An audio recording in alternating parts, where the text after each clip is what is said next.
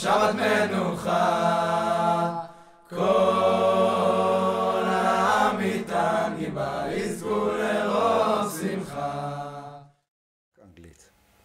When we look at Parashat Balak, we can see something unusual, and because when we compare Parashat Balak to the rest of Sefer Bamidbar, we can see that it's something completely different.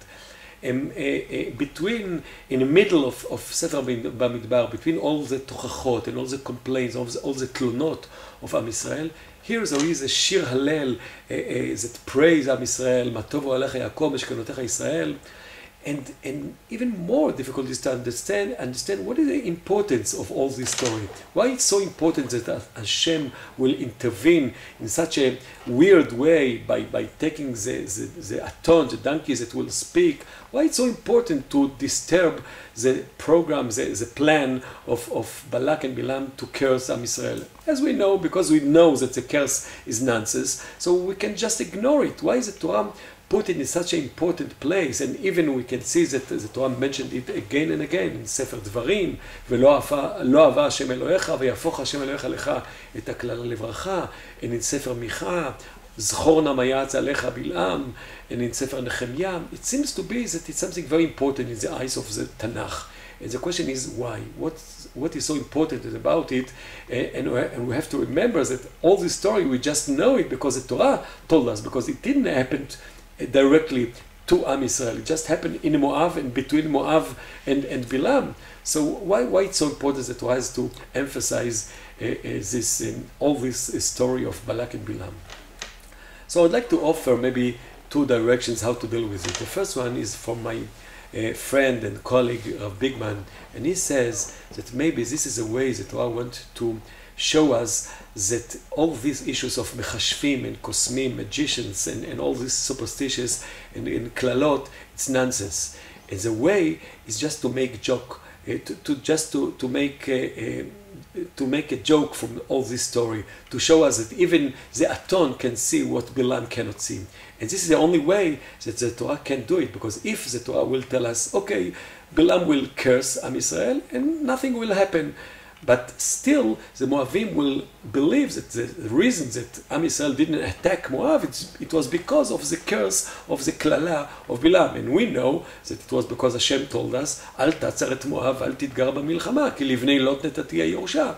So, and maybe Am Yisrael will take, psychologically, will be despaired by this kind of curse. And if, on the other hand, Hashem will prevent Bilam to go and to curse Am Yisrael, we can have the impression that we are afraid from this kind of curse. So the only way to show us that this is a nonsense, just to tell us a story how Hashem, in this funny way, make all this story as a joke and show us that all this kind of curses and ksamim and magicians, we as a Am Chacham and Avon, we are not supposed to believe in this kind of superstitions.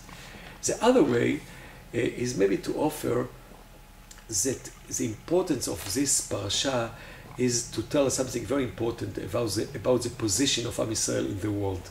Before Am Yisrael is going to come into the land of Eretz Yisrael, before Am Yisrael will start his shlichut to bring something to the world, it is very important to remember and to remind ourselves what is the main shlichut, the main message that we have to bring to the world. At the beginning of Lech Lecha, we hear that Hashem told Avraham, Lech Lecha, לארץ אשר אראך, ואברך מברכך ומקללך אור, ונברכו בך כל משפחות האדמה. We are going to your own destiny, to your own specific way, but we have something to bring to the world. We have this kind of bracha. All the families of the earth will be blessed because of you.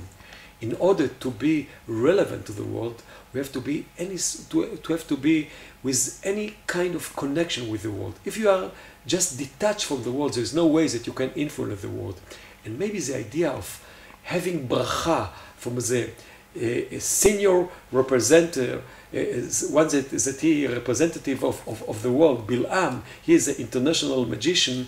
This kind of bracha symbolizes this idea that before we come to the land of Israel, we have to get bracha from the rest of the world to the shlichut you are going to do to the world, to bring the message over to the world, you can do just if we have any sort of connection. And this is a symbolic way to show this connection between us and the rest of the world. Maybe